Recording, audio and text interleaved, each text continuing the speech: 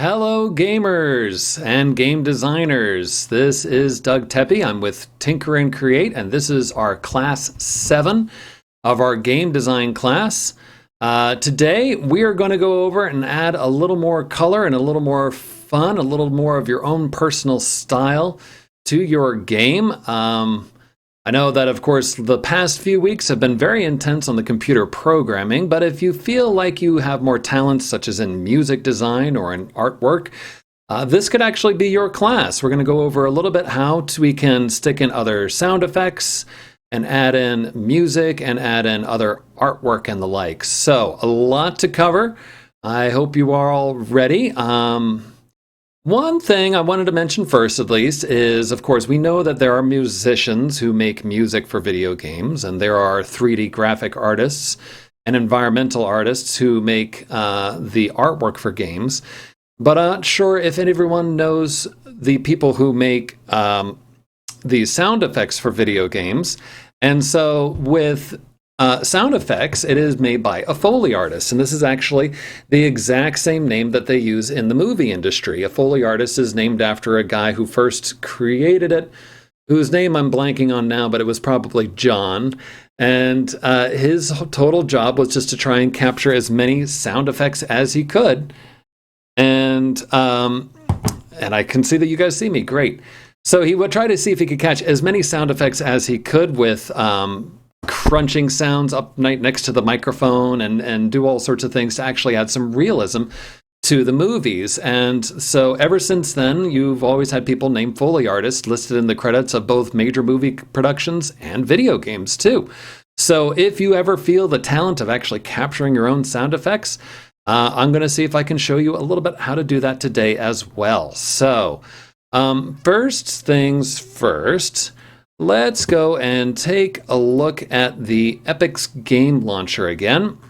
So bringing up my screen here, I'm looking at the Epic Games launcher, and you might recall back in the first few weeks we talked about how we can open up the various different engine versions by going to the library of the Epic Games launcher here, and you will see that you have the different versions that you might have installed. Version 20 is what I used for a lot of my classes up until this year. This time around, I've been using version 4.24.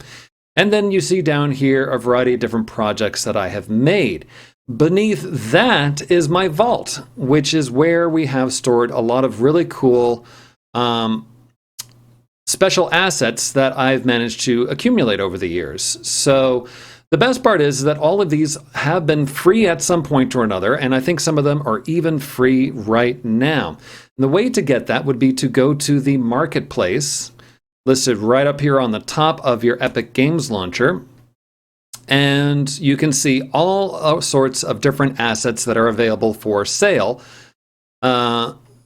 For, not too bad of a price. But of course, I usually try and keep my classes bearing in mind that not everyone has money to spend.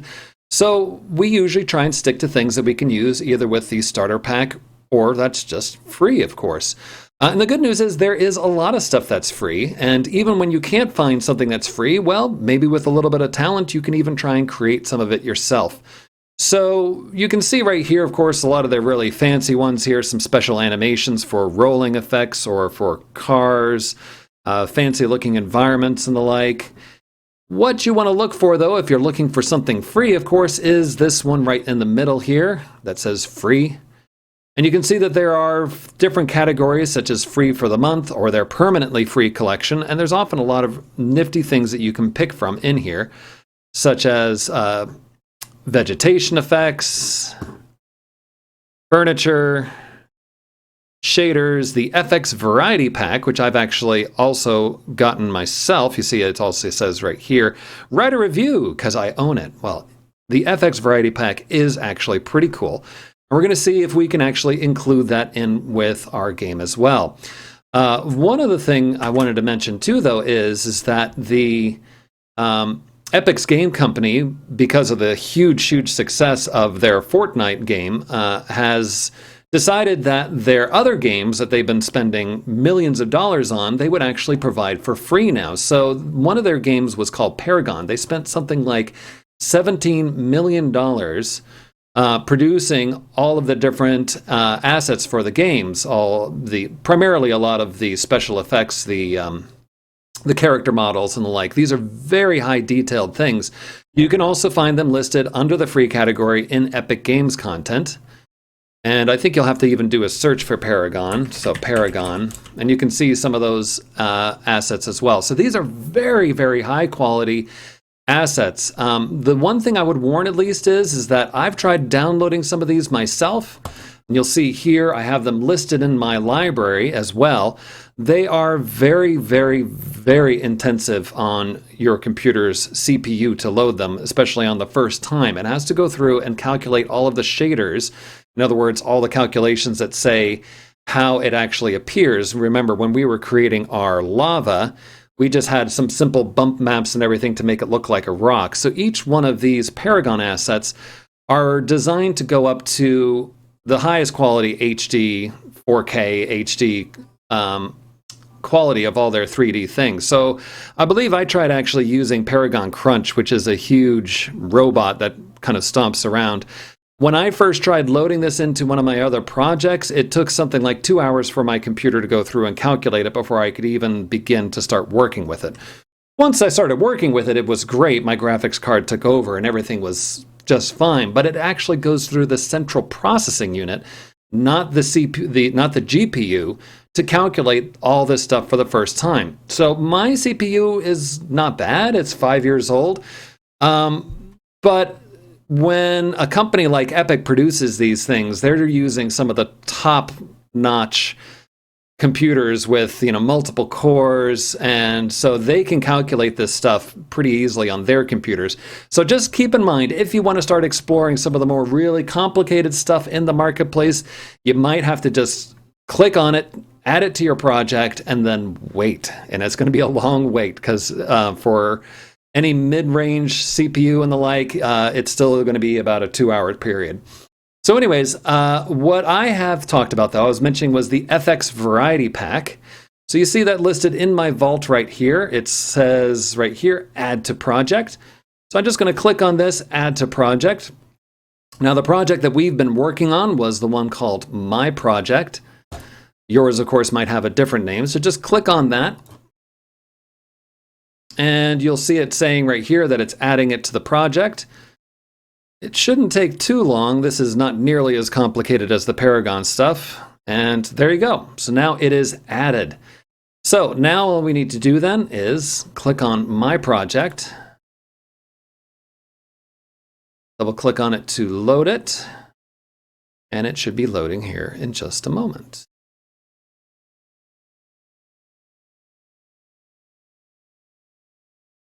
So while we are waiting for that to load, the other thing I wanted to mention was, of course, how we can get different assets from other locations. Some of the other locations can be various websites where you can get any 3D objects. There's some major websites that often cater to the 3D printing crowd, such as CG Trader and TurboSquid.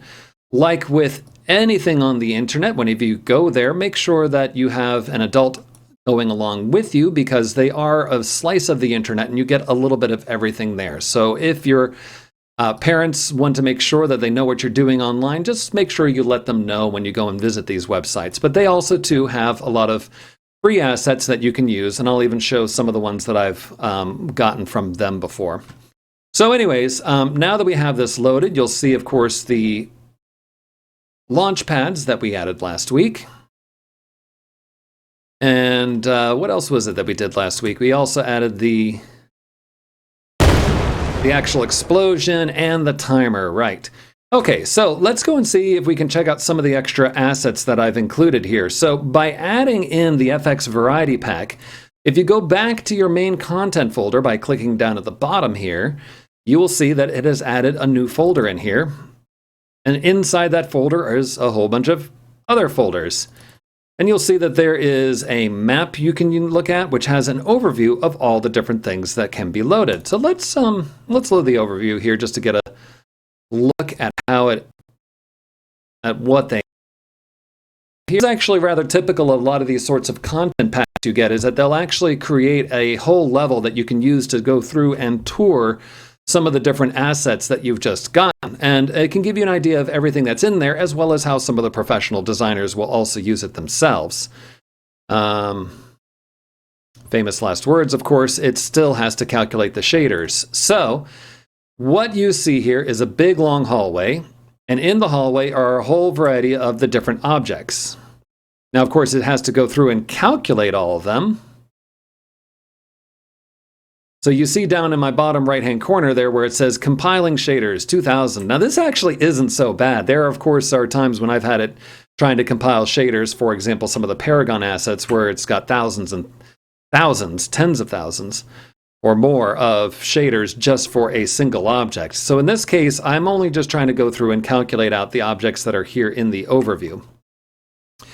But of course, once we're in the overview, you can actually click play and then actually start seeing them going. So we can see as these shaders start loading, and you see that even our timer appears here, because you recall we created the timer as to be part of the game mode and the game and the third-person character. So it's going to appear wherever we have the third-person character, including even in here. So anyways, as you see these shaders loading, you're going to see more and more of them actually loading in the background. And so what we're actually having here and what we're looking at is the actual particle effects, the particle systems. So what it's doing is that it will load in all the different textures, all the pictures. Oh, famous last words. Looks like it crashed on me. So what it's doing is that it's loading all the pictures, and then it's still just showing me whichever pictures still haven't completely been calculated yet. So you see some of them are looking very blocky because it's still trying to figure out how to fit them all in. My computer doesn't seem to like, though, when I do that. So let me try and get the shaders to continue loading in the background. Will I make this go up into the full screen here? Okay. So anyways, making sure that I am still actually loading. Oh, excellent. Okay. So the shaders are going through and it's calculating it, and it has to try and figure that out. More of it will actually be loaded as it continues to compile the shaders, but you can see a lot of them as they go along and as they get calculated more.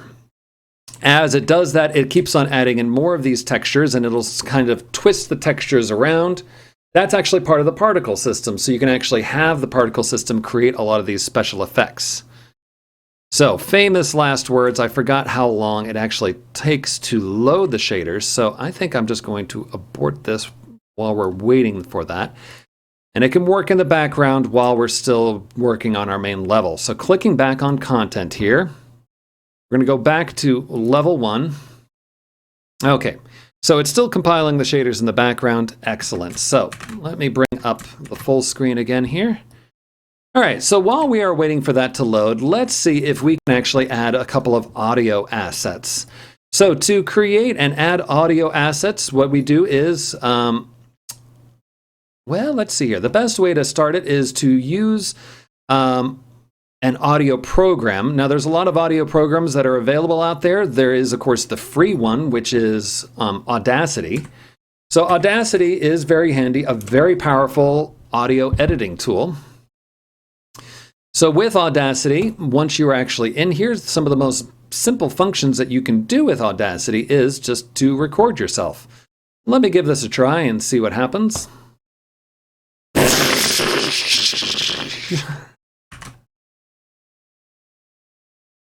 And we'll stop that. Okay, so I just made this silly sound effect here. Let's play this back.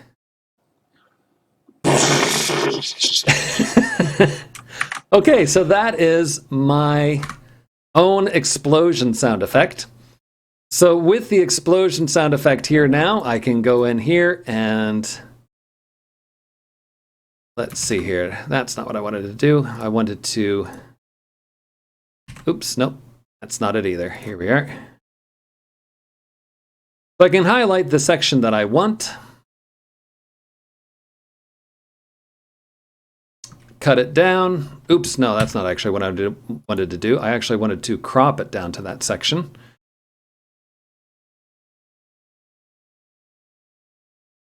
Of course, it's been a while since I'd used this, so I'm trying to remember exactly how to crop things. You know what, I'll just do it the other way here. So instead of cropping it that way, I'll just delete the outside. So I'm just going through and clicking the delete key on the outer edge. Now it is just my sound effects with all the extra stuff. And you can actually see how it shows how the sound effect actually occurs in there.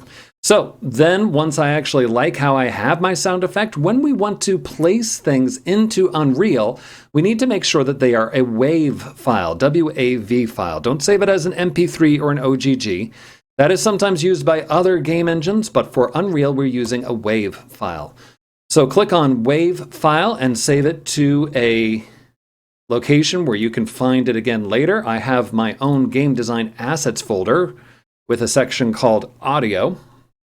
So I'll just call it My Explosion. And then it asks me how I want to title it with metadata and the like. I don't really care about that, so I'm just going to say OK. Now, going back to Unreal again.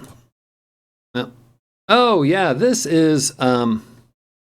This, of course, is the main runner game that I had talked about before at the very beginning. And you'll see that actually this special effect right here is one of the FX packs, one of the FX variety packs that also came in. So as soon as it's done compiling the shaders in the other one, we'll see that in a moment as well. So closing this and getting this out of the way, save that for now. Let's go back into my project. Here it is. Okay, so in my project now, it is still compiling the shaders. We're down to 800. Okay, so to add in new assets, I'm going to first create a new folder called audio. So I click on add new and select add folder. So new folder, I mean, right up here, up on the top. And this folder is going to be called audio. Double click on this to go in there, and then I click on import right next to it. So to find my file, I believe I kept it in the Tinker and Create folder. And it is called Game Design Assets, and it is called Audio. Here we are, and a bunch of them, but there's the My Explosion one. So here I am, I just created my own sound effect now. There it is, and it exists in the world now. I mean, in my game here now. So let's actually see if we can replace the sound effect that we were using when the game over event occurs. So let's go to the third person BP, go into the game mode.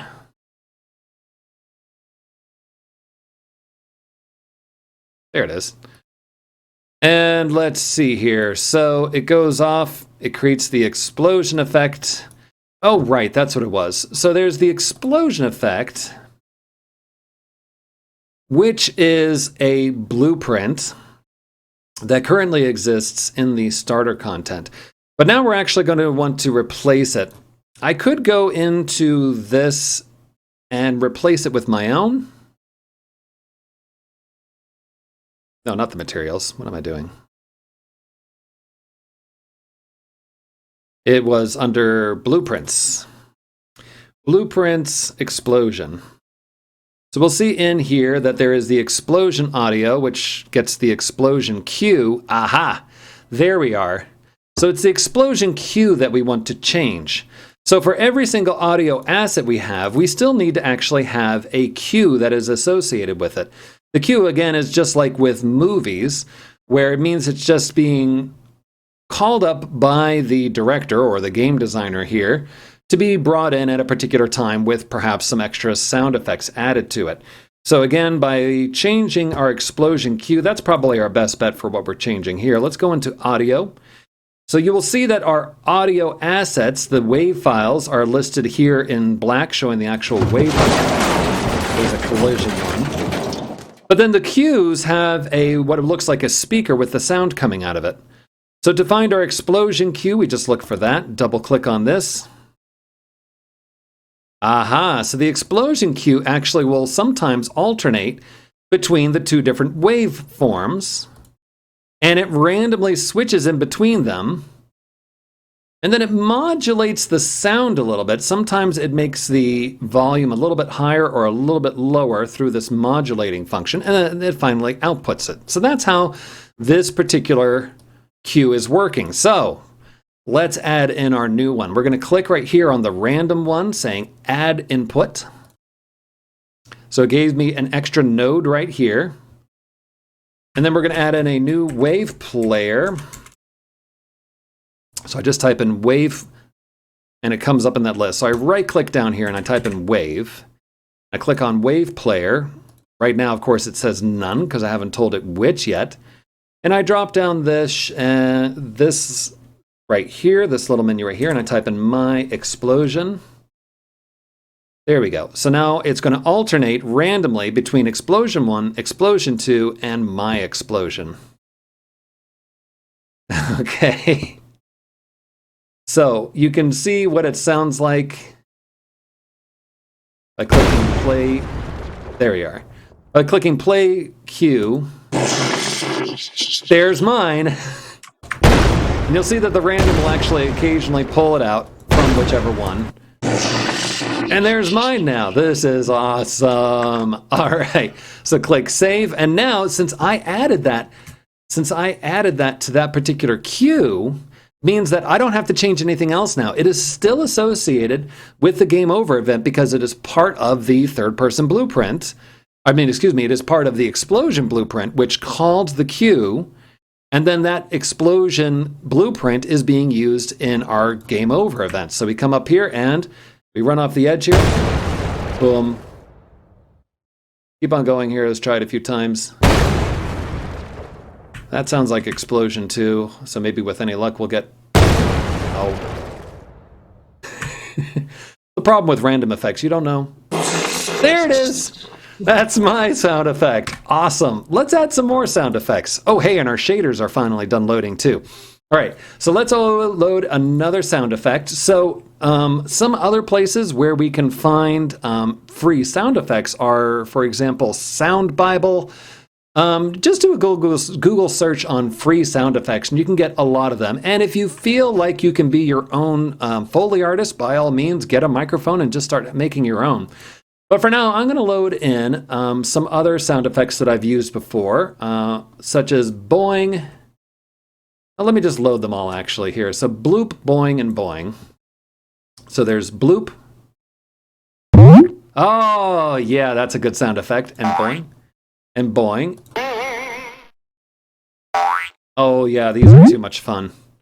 All right, so let's attach the boing to our third-person blueprint. So going to the third-person blueprint, third-person character, we can actually attach this on every single jump event by just looking down in our jump section here, and whenever the spacebar is pressed, it plays the sound effect.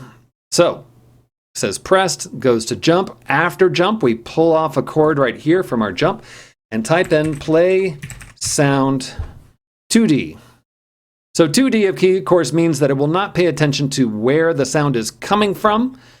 It will just appear everywhere in the world. Everyone will hear it. So, of course, if we're playing a multiplayer game, of course, it also means everyone will hear it. So you might want to say play sound at location and say the location of our main character here. But 2D is good enough for our purposes here. So we're going to say play sound 2D. And then we're going to select the asset. And it is going to be... boing. There we go. Compile and save. Close that. Play the game. Now, there we go. When I jump, we got that great sound effect. All right, now then we can do the same thing with our launchpad. We click on one of the launch pads here, and we can go into the blueprint editor by clicking over in the world outliner, or you, of course, can also get to it by just going to our blueprints folder down here and double clicking on it. So lots of different ways to get in there. So we're going to see that on hit pad, cast a third person character, launch character, and right after that we're going to say play sound 2D. Which asset are we going to be using? We're going to use bloop. Nice. Click compile and save. Now when we come up to our launch pads, nice. This is too much fun. I could do this all day long. But there's still more things to show you. So, okay, let's see here. Since I'm moving on to the next topic, this is a good time as any just to welcome you if you're just joining me. My name is Doug Tepe, and this is the Tinker and Create class on adding all sorts of cool assets and things to your game. So, following back with me again, we had just installed the FX Variety Pack, and now we have a whole bunch of extra FX that we can use here. So, let's see here.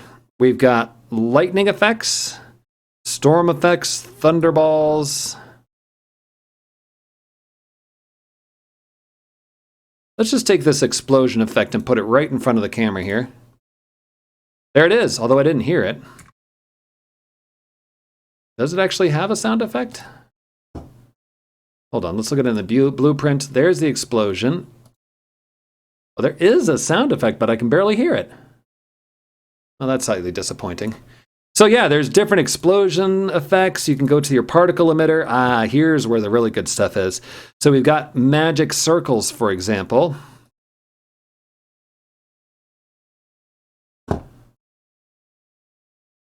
There we go, a magic circle.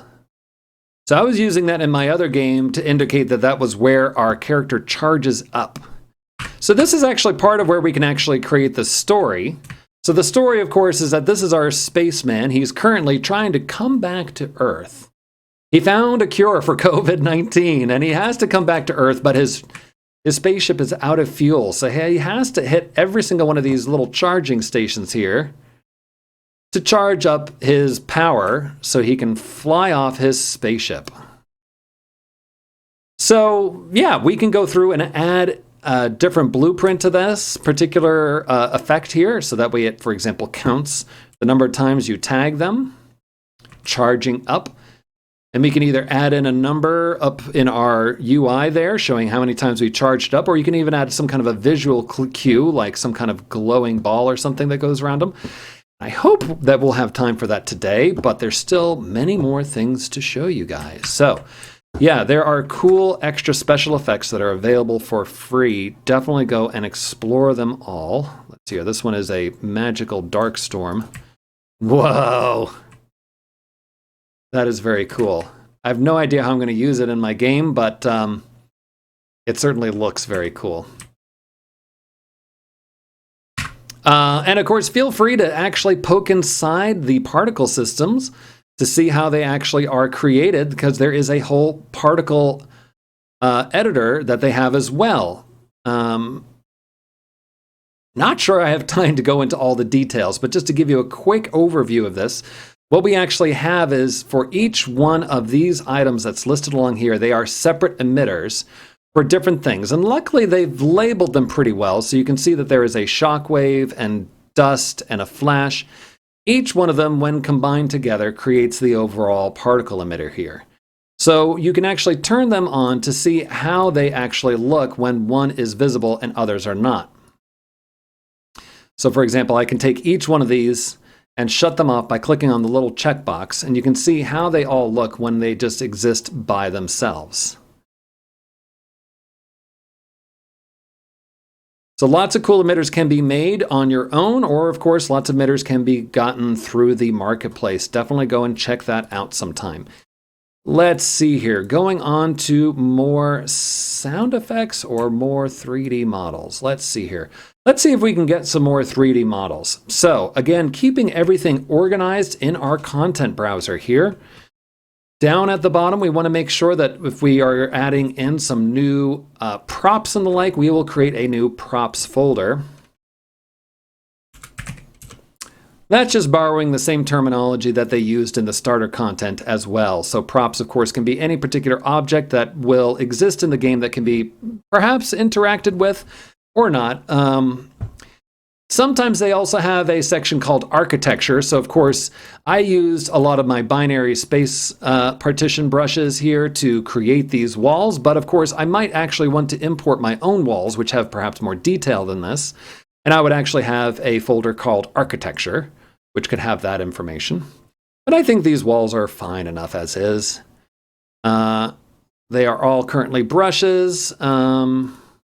which does generally mean that there is going to be more CPU loading to actually make sure that they can be properly drawn, but we're not making a terribly complicated game. In the end, of course, if you want to make sure that you're not overloading whatever system you have your game installed on, you will want to make sure that everything in the end is a static mesh, because it is usually easier for graphics cards to calculate that. So, of course, some of the most basic static meshes we can add are listed over here in the Modes menu. I can just click and drag in a sphere, for example, and you see that it's listed over here as a static mesh actor.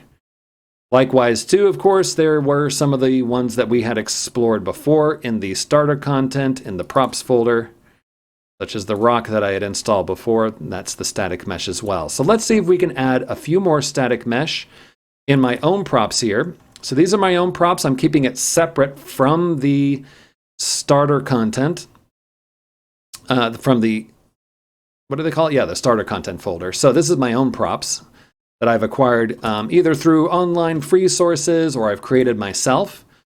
So let's see here, this spacecraft.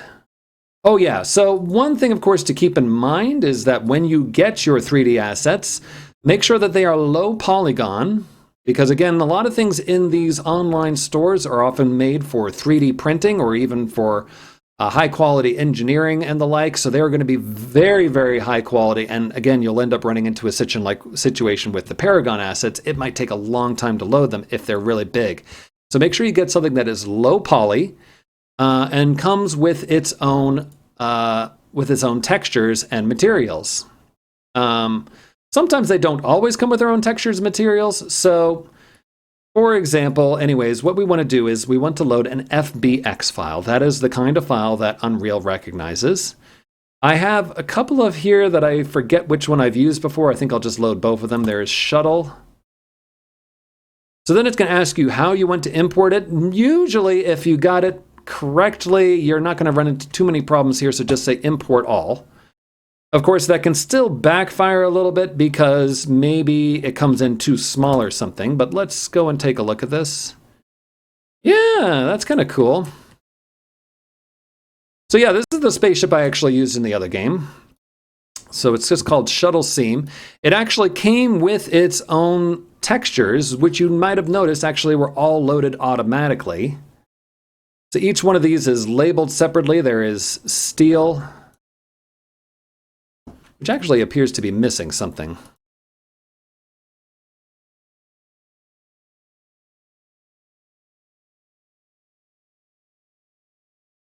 Yeah, so this one actually is missing something. If we want to make this more look like steel, we better add a metallic node here. So we'll call it constant.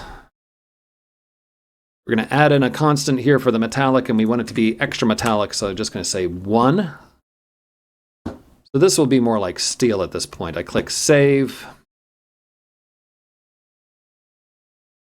There we go, now it looks like shiny steel. Good enough, so then we go back and we take a look at my asset. Here we are, yeah, that works. So it looks like shiny steel. There's a couple other of these here. There's also the glass, and even on the inside, I believe there's this computer one here. So we could even replace the computer inside the glass with, I don't know, the tech hex? Yeah, there we go. That one's more interesting than the other one.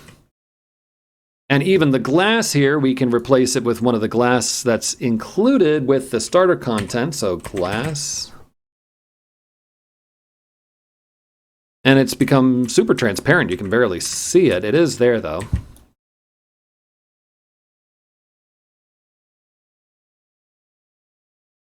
Or even the demo wall pattern. Well, that's kind of a cool effect. I'm going to leave it. That's cool. So yeah, once you get your new assets in, you might need to go through and just double click on your static mesh, the new one that you included, and check to see if it actually has a bunch of material slots that need to be corrected, perhaps with your own things. So you can basically, through process of elimination, figure out which one of these things go with which. I could even change steel here to, I believe there's one called burnished nickel. Burnished nickel? Yeah, here, brushed nickel, that's what I meant. Brushed nickel, which is really kind of creates a much more subtle, shiny effect. And And that's included in the starter pack as well. So even though the asset that I got had some problems with the materials, maybe I forgot to download all the materials or the textures, I still got plenty of other materials that I can use, and you know what? Looks just fine. That's great. So that is my spaceship now. Click Save. And I can actually take this now and show that we have a goal, right? Once we actually collect all of our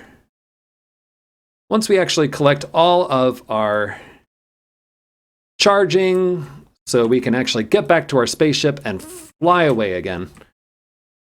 So then this last launch pad will launch us right into our spaceship and it'll fly us away. But if we don't actually get all the charges, then, well, I guess we'll have to start over again. We'll have to think about the gameplay element of that in a moment. So yeah, we got a cool spaceship now that we imported thanks to either CG Trader or Turbo Squid. I forget which. I originally got it from a long time ago. But that was very cool. Let's see here. Now, if you want to create other assets, another way of doing that then would be to use 3D modeling tools. And likewise with that, there are a lot of choices available, such as AutoCAD has created a whole bunch of different versions, all very expensive, but of course, luckily there are free options.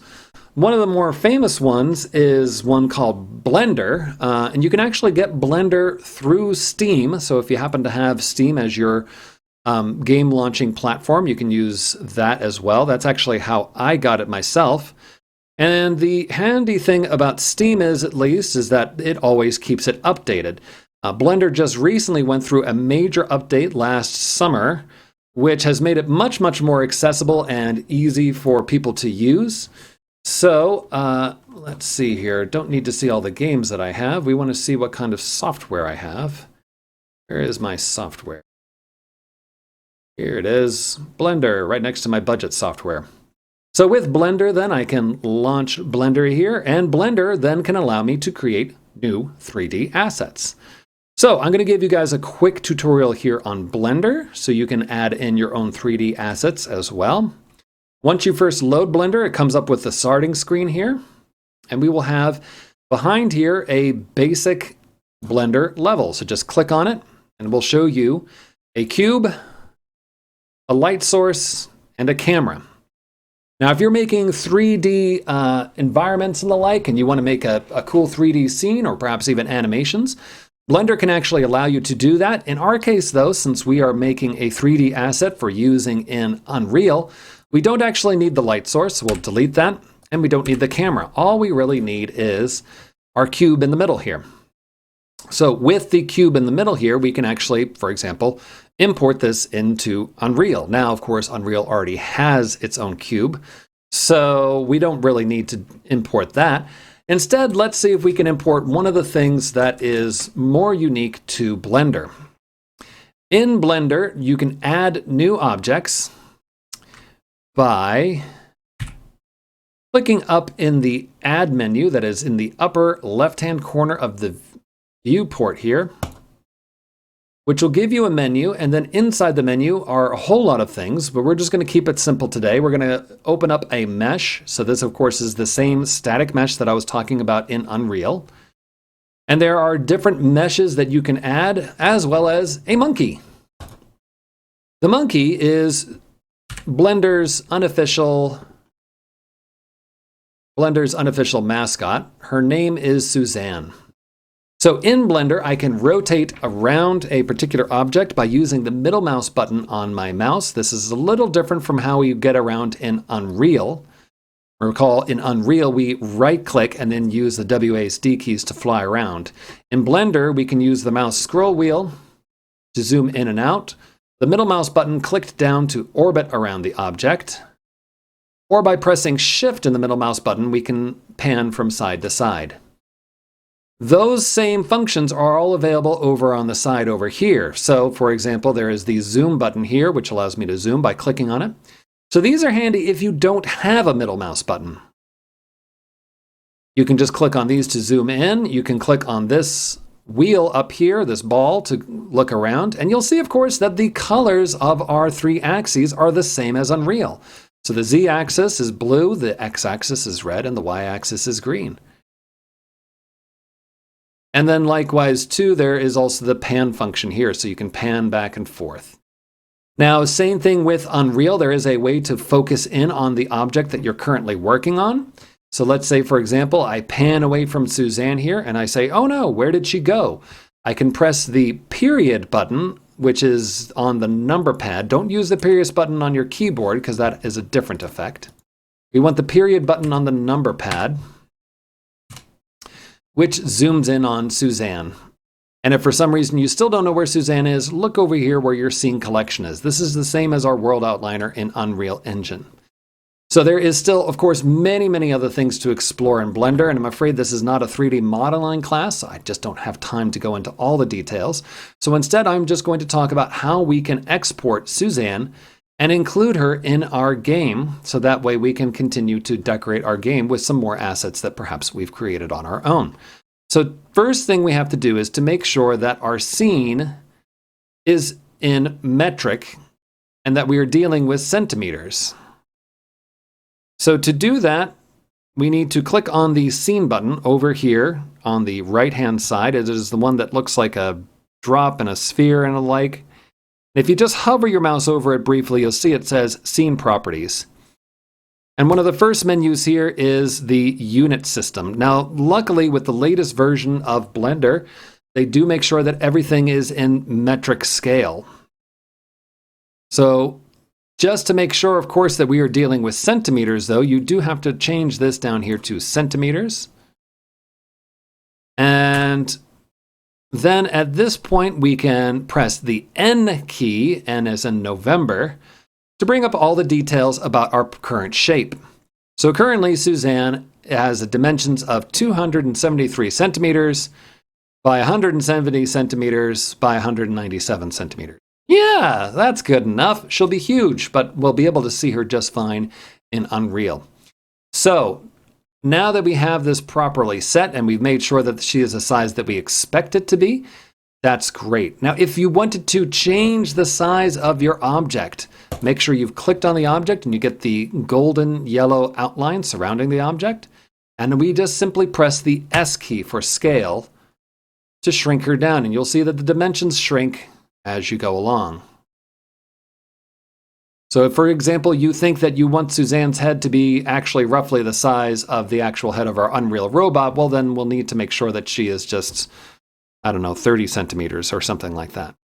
But for now, I'm going to leave her at 274. Now, likewise, as I mentioned before, things can be done in multiple ways. So the S key scales, but you can also get scaling by clicking on this button over on the left side. And it'll come up with the scale sphere around here.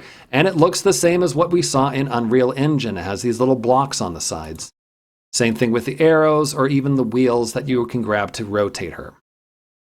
Okay, so I'm not going to do any more changing for her. I just want to export her now. So I go up to the File menu, go down to Export. And I want to make sure I export her as an FBX file. The same thing as I mentioned before, Unreal expects FBX files, so that's what we want to make sure we export it as. Some of these other things can be used for 3D printing, such as STL, for example. But we're not doing 3D printing, we're doing game design. So we click on FBX. It comes up with the FBX exporter here. And right now it just shows all the different folders that we can save it in. I'm going to make sure that it is saved in my Documents folder for Tinker and Create. And on my game design assets. So in my game design assets, I will now make sure I save her. But before I save her, I just need to make sure that a few things are set correctly. Under the geometry menu over here on the left-hand side of the exporter, it says that the smoothing is normals only. Unreal is kind of picky like this, and admittedly, I can't remember if it still is picky like this, but I believe you have to change this to face. Smoothing has to be set to the face. That way Unreal can properly place where the material is sitting on top of our object. If for some reason too you import it and it seems like it is either too big or too small, you can even use the scale up here. And then lastly, what we might want to do too is instead of exporting the entire scene, we just want to say selected objects. In this case, it's just Suzanne. That way you don't mistakenly include a whole bunch of extra things in the scene that maybe you were just experimenting with. Everything else you don't have to mess with. We can just click on export. And I forgot to give it actually a name, but I think it ended up just being Untitled. So let's go back to Unreal now. We are in our props folder again. We click on import. We look at our game design assets, and here is the Untitled FBX. I should have called it Monkey. It's going to ask me how I want to import it. We just say import all again. No error messages. Excellent. I think that means that I did it correctly. Here is Suzanne the Monkey. Excellent.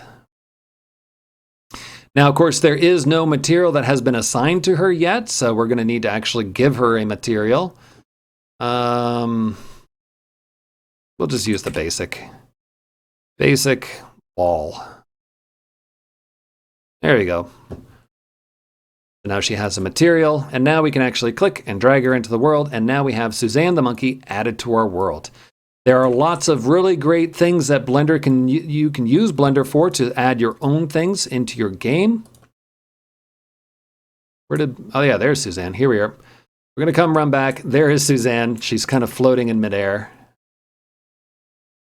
So what we can do at this point then is, let's see here, only 15 minutes left. Wow, this is so much fun, but there's so much to show you. Let me just take Suzanne here. I'm going to quickly turn on physics for her. So down in the details menu, I can just type in PHY for physics to simulate physics, and when we start playing the game, she'll fall over and kind of roll over here. She's not hovering now. And I can even push her. So this could be kind of handy because this will now be an obstacle in the game that prevents you from getting to the end on time. You got to get quickly back to Earth with the vaccination. And of course, you can do that with all sorts of objects. So same thing with the ball here. I can turn on physics for the ball here and click play. I go back here, the ball, push it around. There you go. Now the ball's rolling. Nice. And it is an obstacle that is annoying because it's getting in the way. Oh no, what am I going to do? All right. So with that ball, let me just add in a few more just to make the game super annoying. So I'm going to click on it. Make sure I'm in translocation mode. Press the Alt key. Drag the ball off.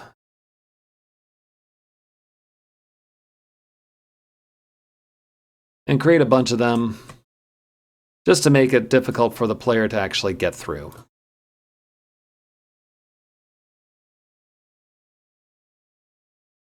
More game design here.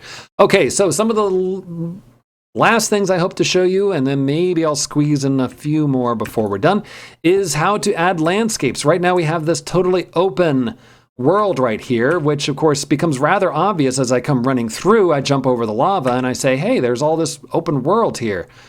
Well, that's strange. Why, right? So of course I could add a whole bunch of extra meshes that I created with Blender, or alternatively, I could go to Unreal's landscape mode. They actually have their own built-in landscape mode.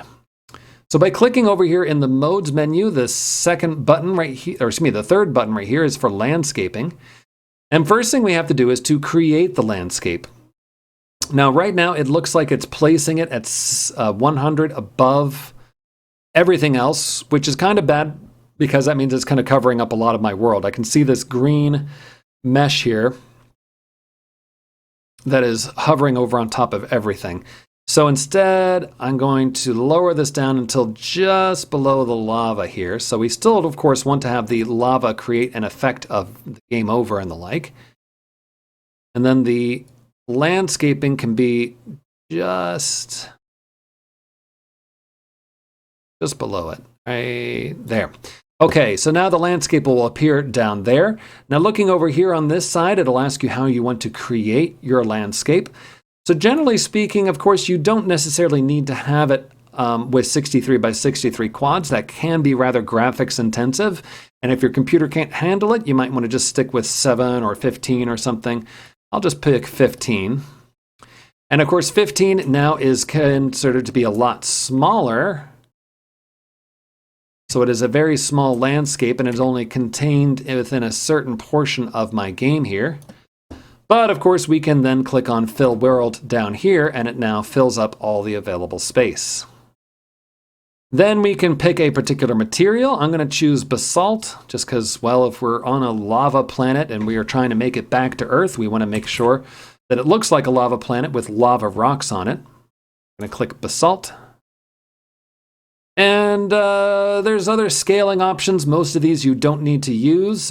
Sections per component is also not really necessary unless you're looking for a lot of extra detail. But instead, we'll just leave that at 1 by 1, and then we'll just click Create when we're done. As soon as it creates it, it'll have to, of course, start compiling the shaders again because we put this basalt everywhere, and it needs to figure out how it goes. But already this is actually looking a little bit more realistic. Even as I start playing the game, I'll see that there is actually a horizon now. So with that horizon, of course, it still is quite obviously a square horizon. So one of the best ways that we can actually hide the fact that there still is an empty world is to put hills around on the outside. When you first create your landscape, you're going to be in sculpting mode, which then gives you a sculpting tool and a brush that you can see over here on the left-hand side here. So I have a circle brush, and you can see that I have a circle brush. It has a smooth fall off, which means it's just going to have kind of more of a gradual rise of my mountain.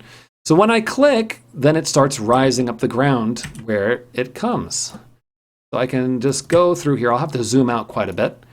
And I'm going to create a line of mountains along the outside here.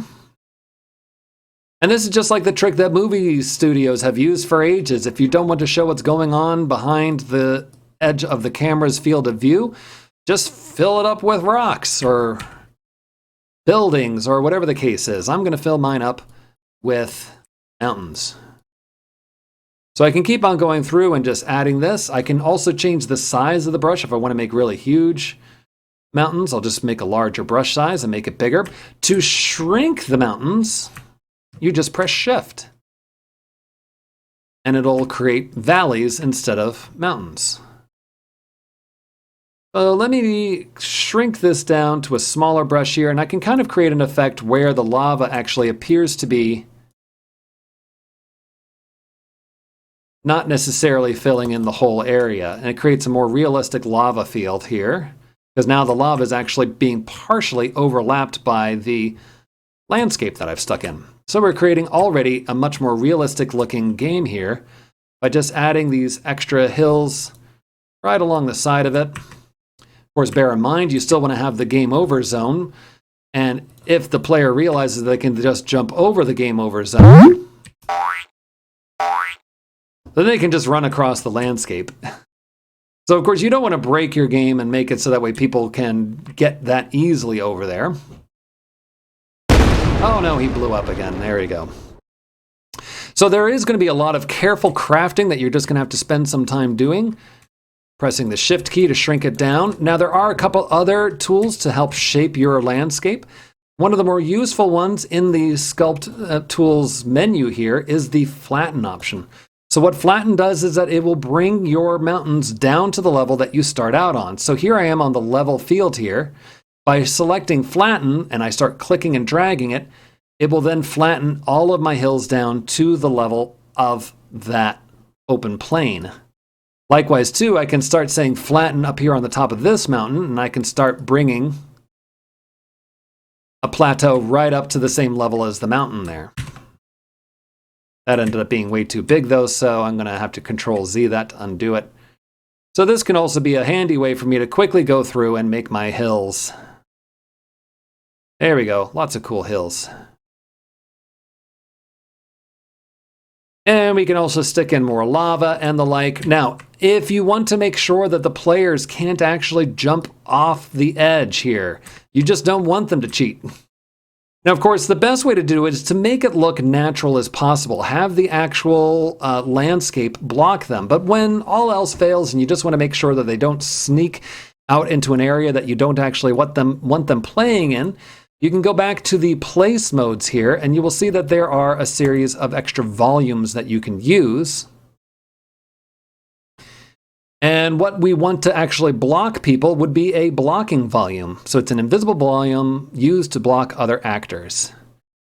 We can place this in our world, stretch it out, so it fills up as much available space as possible, push it right up to the edge of the lava. And now, even though I think I'm clever and I'm trying to jump over here, I've actually hit the invisible wall and it forces me down into the lava anyways. Of course, I would still be able to jump over that because of the lava there, because of the launch pad. So I'm going to have to make it even taller. But you can see here, as I'm walking back and forth, I've got the blocking volume blocking me. And there's lots of other volumes that you can explore up here as well. Audio volumes that can help block where the sound effects are heard. Light mass importance volume, meaning saying that we're actually restricting how much detail it adds to all the shapes whenever it calculates the lighting, so it's not taking up too much CPU cycles. And in fact, actually, even if I went up here and I clicked on the build and I said build lighting, one of the first things it will do after I click on that, I'm not clicking on it now because that's going to take a long time. But typically when I start making a much larger level like this, it's going to throw an error saying that you don't have a light mass importance volume. So to get it actually working correctly, I can then take in a light map importance volume and then expand it just to fill up the space here of the actual tunnel that I'm in, which basically then is telling it to ignore everything outside that. Don't spend too much time trying to add extra details to all the hills here, because the player is not going to be spending that much time looking at the hills. Instead, we want to have lots of detail for the little pock marks here in the cement. And so we will want to make sure that our cement properly is looking with all the extra details for that. Other lighting effects, of course, you can see through here on the modes menu. There are other lights you can add. And as I mentioned on the first day, we can even change our sky instead of into a blue sky. Maybe we want it to look like some kind of foreign planet. So to do that, we would click on the sky sphere, go down to the details menu, and change the cloud opacity, right? If it's a strange planet, there's no clouds, right? So we're going to change the cloud opacity to 0, no clouds. And then the sun brightness, we can crank up perhaps, because it is just some weird planet, right? And then we can even give it more of a golden glow by going to the light source. So here is the light source that I placed before, and changing the direction of the light source to be perhaps more at nighttime or in the evening, so it creates kind of a sunset look. Going back to the sky sphere again and clicking on refresh material, change it to an orangish glow. There you go. Now it's starting to look like some kind of weird foreign planet, almost like Mars or something. And actually, that's a good point. If you want to change your material for your landscape, after you've created your landscape, you're going to see it doesn't give you the choice for changing your landscape again. Instead, you need to go to the actual landscape asset over here in the World Outliner and look for the landscape material. So if we want to make those look more like Mars, there is another asset called Sandstone, which has kind of a reddish, orangish effect. Of course, it still has to calculate the shaders. Okay, goodness gracious, we are practically almost out of time. The last thing I wanted to show you then would be my how to make music. Yes, I almost forgot about how to make music. So we can go to a website called Beatbox. That's Beepbox. It is a free music making, they call it a digital audio workshop or a DAW. There are a lot of other DAWs you can get out there that cost a lot of money, but Beatbox, luckily, is free. So once you are in Beatbox, let me bring up my screen here again. And in Beatbox, then you can see what kind of music you have here. And to play the music then, you can actually you can add in notes here and the like. What did I already have here before? Oh, right. That's music from Undertale, but we don't need to be including that version of it. So instead, of course, we're not going to be playing that. We will be changing around and adding our own music. And so you can see just by clicking on each one of these, you can click and drag it out to add different music. Or if you want, you can even start off with a new file and click on New Blank Song. And the really handy thing about Beatbox is that when you go off and click on, when you go off and add it to your bookmarks, it will automatically save your progress. And then when you're done, you can click on Export Song. It's going to ask you how you want to export it. Make sure, as before, we export it as a WAV file. And then you can import your song into Unreal Engine as well. So Beatbox is a great tool for you to make your own music and the like. And of course, bear in mind, don't go off and steal other people's music. Make sure that you get permission before you go off and take other people's music. So even though you might have your favorite music from your favorite video game and you found it on YouTube somewhere and you want to include it in your game, do keep in mind, of course, that the big companies will look rather poorly upon that and not allow you to actually put it into your game. So be creative.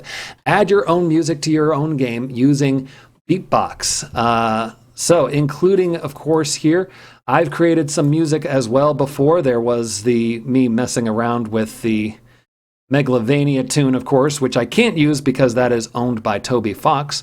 But I've also made other ones in the past, so I can click on Import here, and in my audio file, I will see that there is, let's see here, Epic Song 2.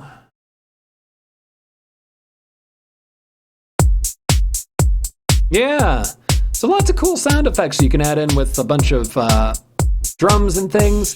If you have a iPad or an iPhone, of course, they also have GarageBand, which comes for free, and you can send off WAV files to yourself through email and the like, or through sharing.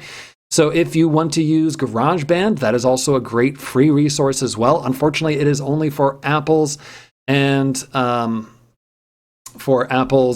and the like. It's on iOS only. So here is the Epic Song that I added, and likewise too, I'll need to create a cue. So I just right-click on it and select Create Cue, and now I've actually got a new Epic Song cue. I just drag that into the world, and it is represented by this little... Here we are. It is represented by this little speaker here with a checkbox on it, and when I click the play button, now I've got my music going in my game. And there's poor Suzanne running around.